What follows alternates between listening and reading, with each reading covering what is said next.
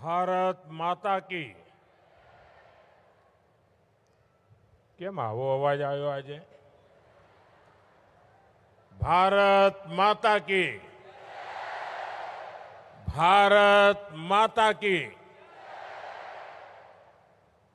कार्यक्रम में उपस्थित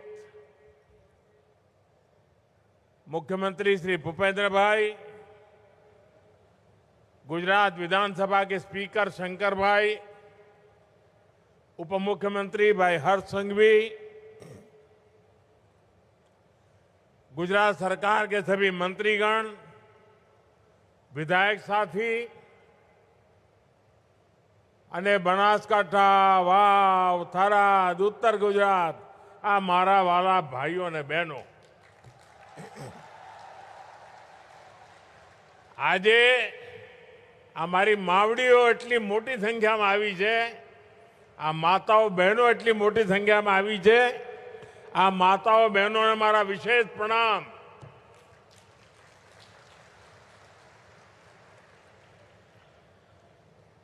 अभी कुछ ही दिन पहले पावन नवरात्रि का पर्व पूर्ण हुआ है। ये मां अंबाजी की कृपा ही है कि मुझे उनके चरणों में आज आने का सौभाग्य मिला है। उनकी कृपा से आज आप सबके, मेरे अपने परिवारजनों के, आप सबके दर्शन करने का मुझे आज लाभ मिला है।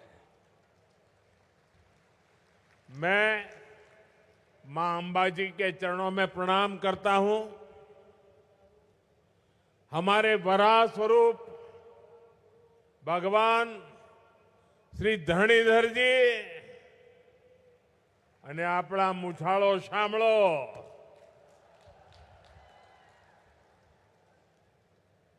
मैं उन्हें भी आज श्रद्धापूर्वक प्रणाम करता हूं।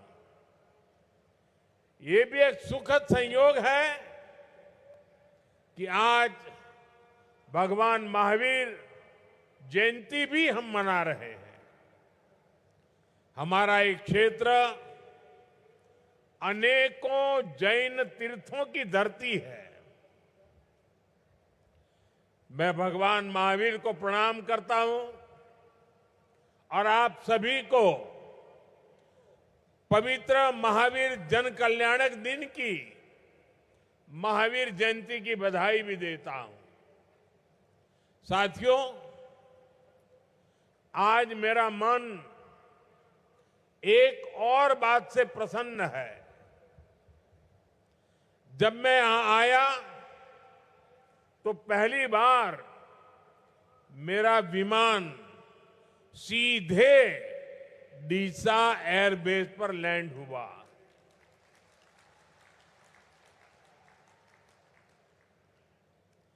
डीसा का यह एयरबेस अंतर्राष्ट्रीय सीमा से केवल 130 किलोमीटर की दूरी पर है। आप समझ सकते हैं कि ये देश की सुरक्षा के लिए भी कितना अहम है। लेकिन साथियों, डीसा एयरपोर्ट के इस प्रोजेक्ट का, उसका विचार आज से प्रारंभ नहीं हुआ। जब मैं यहां मुख्यमंत्री था, तब से हमने जमीन एक्वायर की, मेरे किसान भाई बहनों ने जमीन दी और हम चाहते थे कि राष्ट्रीय सुरक्षा के लिए,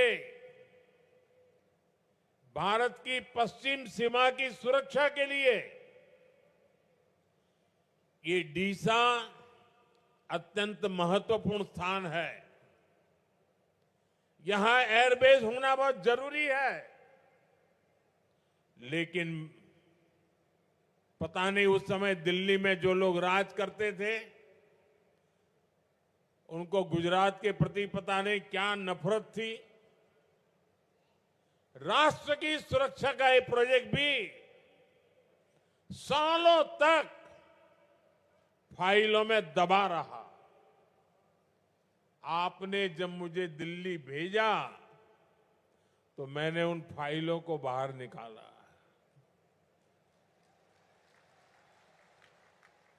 और आज उसका परिणाम है कि एयरफोर्स का एक बहुत बड़ा बेस अब हमारे डीसा से जुड़ गया है। और ये सिर्फ हवाई पट्टी नहीं होती है, उसके कारण बहुत एक्टिविटी यहां होने वाली है। बहुत बड़ी मात्रा में जवान यहां रहने वाले हैं। इस क्षेत्र के विकास में इसका बहुत बड़ा योगदान होने वाला है। लेकिन ये विलंब जो हुआ वो दिल्ली में उस समय जो कांग्रेस की सरकार थी उसके कारण हुआ, उसके रवैये के कारण हुआ। और राष्ट्रीय सुरक्षा के प्रति इतनी उदासीनता देश कभी भी माफ नहीं करता है। ये हमारी सरकार है जिसने डीसा एयरपोर्ट के काम को प्राथमिकता पर पूरा करवाया है। और आज ये एयरपोर्ट इस क्षेत्र के लिए विकास का एक बड़ा माइलस्टोन भी बन रहा है और देश की एक बहुत बड़ी स्ट्रेटेजिक ताकत भी है। मैं इस एयरपोर्ट के इस क्षेत्र को फिर से आप सबको बधाई देता हूं। साथियों, वाव, थराद, बनासकांठा का एक क्षेत्र आप सब जानते हैं यहां से मेरा कितना लगाव रहा है। અહીંના કોઈ ગામડું એવું નહીં હોય કે જેની જોડે મારી યાદો ન હોય। આજે હું આવ્યો તો ઘણા બધા જૂના જૂના લોકોના ચહેરા જોવાનો મને અવસર મળ્યો અને રોડ શો પણ એટલો ભવ્ય કર્યો કે એના કારણે મને એક લાભ થયો। ખૂબ મોટી સંખ્યામાં જૂના લોકોને જાણે દૂરથી પણ મળવાનો મને મોકો મળી ગયો। અને જ્યારે હું સંગઠનનું કામ કરતો હતો ત્યારે તો હું ખૂબ અહીંયા ફર્યો છું, સ્કૂટર પર આંટા મારતો, આપ સૌને મળવાનો મોકો મળતો। અને આપણા ઉત્તર ગુજરાતમાં આવીએ એટલે માતાઓ બહેનો સરસ મજાના રોટલા ટીપીને ખવડાવે, બાજરીના રોટલા, ઘી, ગોળ, લસણની ચટણી, માખણ તાજું। आप सबनो ये स्नेह, आपने अपार प्रेम वो क्यारे भूली नहीं सको। અને જેટલો સ્નેહ આપ સૌએ મને આપ્યો છે, પરિવારના એક દીકરાની જેમ જેમ મોટો કર્યો છે મને, અને એટલે જ્યાં છું ત્યાંથી આપના સ્નેહને વિકાસ કરીને વ્યાજ સહિત ચૂકવવાની મહેનત કરું છું। આ સંગઠનના અનેક જૂના જૂના કાર્યકર્તાઓ છે જેમણે દિવસ રાત એમની સાથે મને કામ કરવાનો અવસર મળ્યો છે। અનેક વડીલો હવે રહ્યા નથી પણ એમની સાથે મને ઘણું બધું શીખવાનું મળ્યું છે। એવા બધા સાથીઓ આજે ભાજપાના કાર્યકર્તાઓની એક નવી પેઢી આખી મારી સામે છે। અને આવી સફળ પેઢી હોય ને તો આપણને જીવનમાં કંઈ કર્યાનો સંતોષ થતો હોય છે।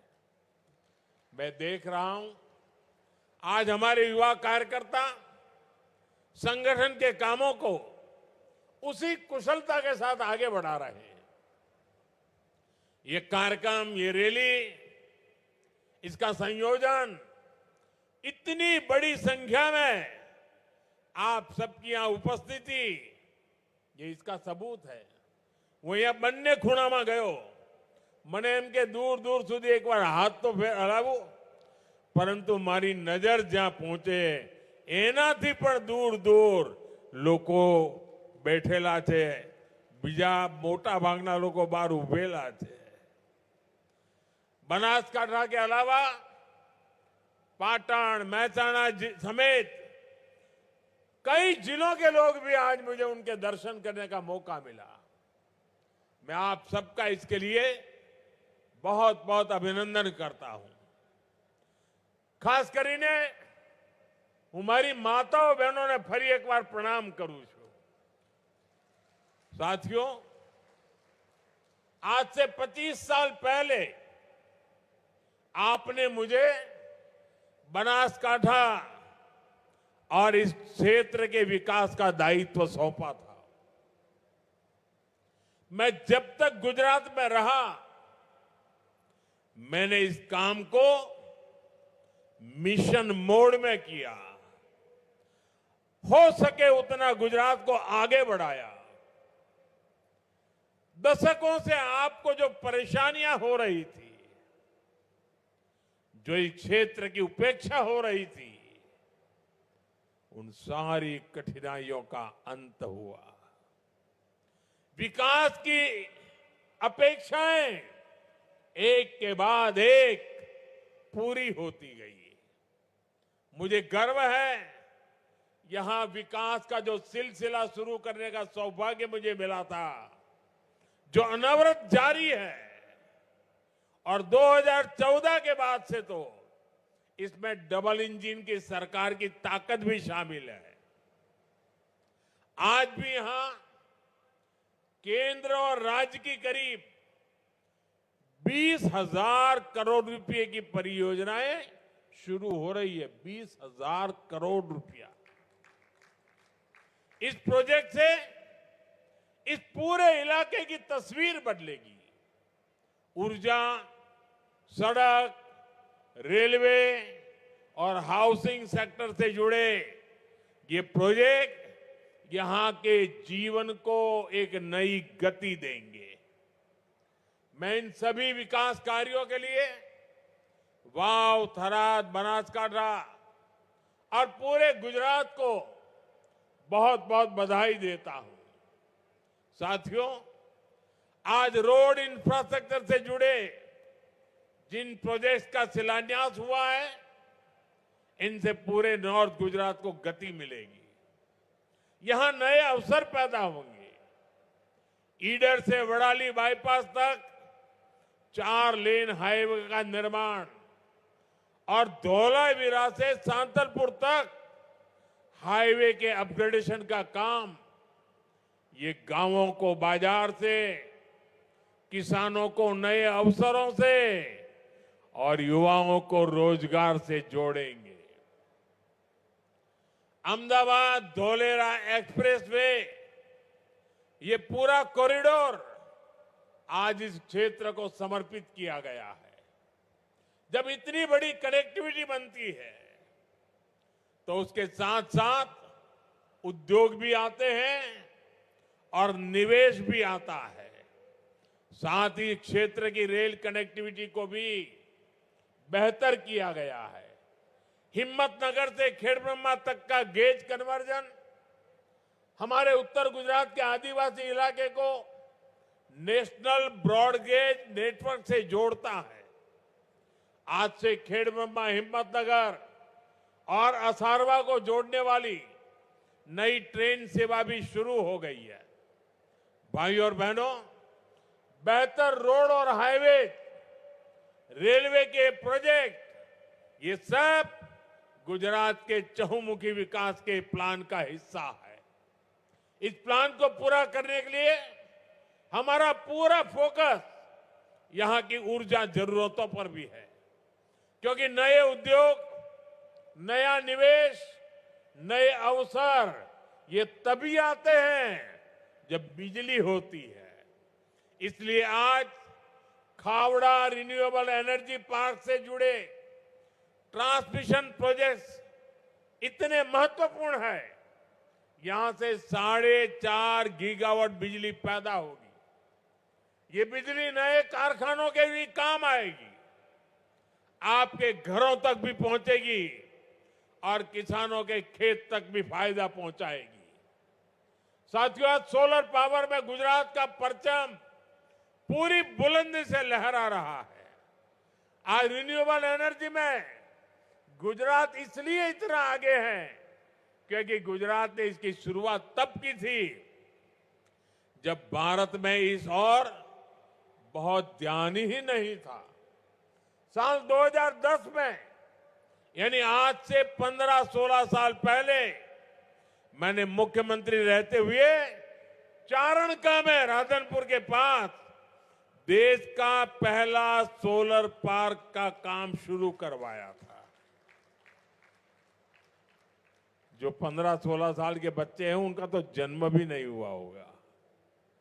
ये अपने में एक मल्टी टेक्नोलॉजी पार्क है जिसने सोलर एनर्जी का मूवमेंट शुरू किया। आज गुजरात में जिस प्रकार सोलर एनर्जी का काम होता है, सूर्य शक्ति से बिजली पैदा करने का काम हो रहा है, जैसे आज ही खावड़ा रिन्यूएबल एनर्जी पार्क से जुड़ी परियोजनाएं शुरू हुई है, वो दिन दूर नहीं जब गुजरात रिन्यूएबल एनर्जी में दुनिया का बहुत बड़ा केंद्र बनकर के उभरेगा। साथियों, आज जब दुनिया में भारत के विकास की बात होती है, आज जब भारत की ग्रोथ स्टोरी की बात होती है, तो गुजरात मॉडल की सराहना हो जाती है। और गुजरात ने दिखाया है विकास के लिए जितनी जरूरी इंफ्रास्ट्रक्चर की परियोजनाएं हैं, उतनी ही जरूरी जन कल्याण की योजनाएं भी है। यानी सड़कें, हाईवेज, रेलवेज का विकास तो होना ही चाहिए, गांव, गरीब और सामान्य मानवी के जीवन स्तर भी सुधरना चाहिए। प्रधानमंत्री आवास योजना के जरिए आज हमसे अपनी आंखों के सामने देख रहे हैं।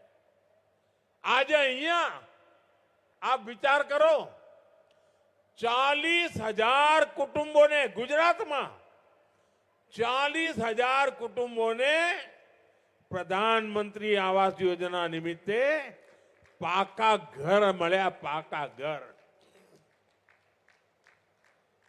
हजारों कुटुंबों पाका घરની સુવિધા એમના માટે એક સુરક્ષા હોય છે, જિંદગીની પહેચાન હોય છે અને નવા સપના સાચવાનો એક માળો તૈયાર થતો હોય છે।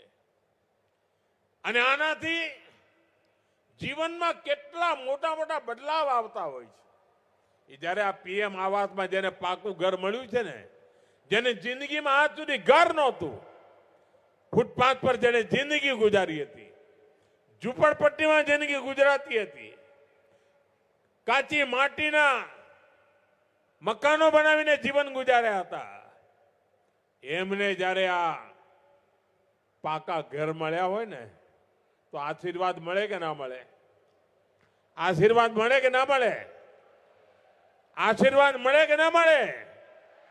પુણ્ય મળે કે ના મળે? આ પુણ્ય કોના નસીબમાં જાય? આ પુણ્ય કોના નસીબમાં જાય? કોના નસીબમાં જાય? આજે 40,000 કરોડ લોકોને ઘર મળ્યા છે ને, એમના આશીર્વાદ, એના પુણ્યના अधिकारी तमे बधा छो, देशना नागरिको छो। कारण तमारा एक वोटनी ताकत जेने मने आ सेवा करवानो अवसर आप्यो अने अहींया 40,000 लोकोना पोताना पाका घर बनी गया। आ पुण्यना साचा हकदार तमे छो, हूँ तो निमित्त छू। मैं पीएम आवास के सभी लाभार्थी भाई बहनों को आज इसके लिए बहुत बहुत बधाई देता हूं। साथियों, आज आपके बीच आया हूं तो यहां का दशकों पुराना हाल भी याद आ रहा है। वो दिन कोई नहीं भूल सकता जब उत्तर गुजरात का नाम आते ही लोगों के मन में एक अलग ही तस्वीर बनती थी। सूखा, दुष्काळ, अकाळ, पाणीनी अछत, 10 वर्षમાં 7 वर्ष दुकाळ પડે, पानी भरवा माटे 3-3 किलोमीटर માટલા લઈને જવું પડે, संघर्ष से भराए जीवन और कांग्रेस सरकारों द्वारा हमारी निरंतर उपेक्षा, हमसे कौन भूल सकता है वो दिन जब कई कई किलोमीटर दूर से पानी लाना पड़ता था।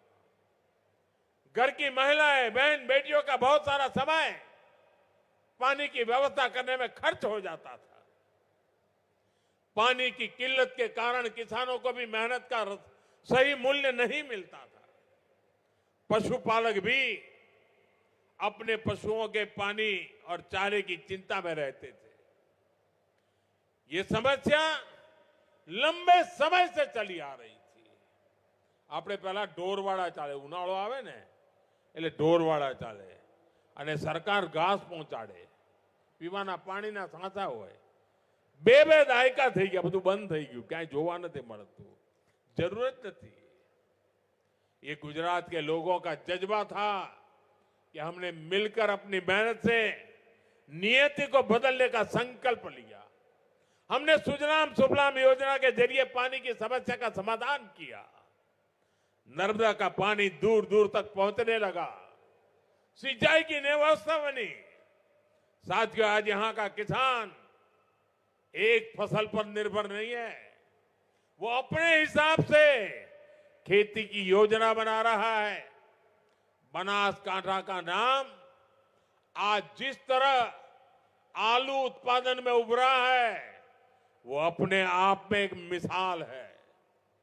इसी तरह भाइयों बहनों, आज हम विकास के जिन कामों को आगे बढ़ा रहे हैं, उनका लाभ पूरे उत्तर गुजरात को होगा।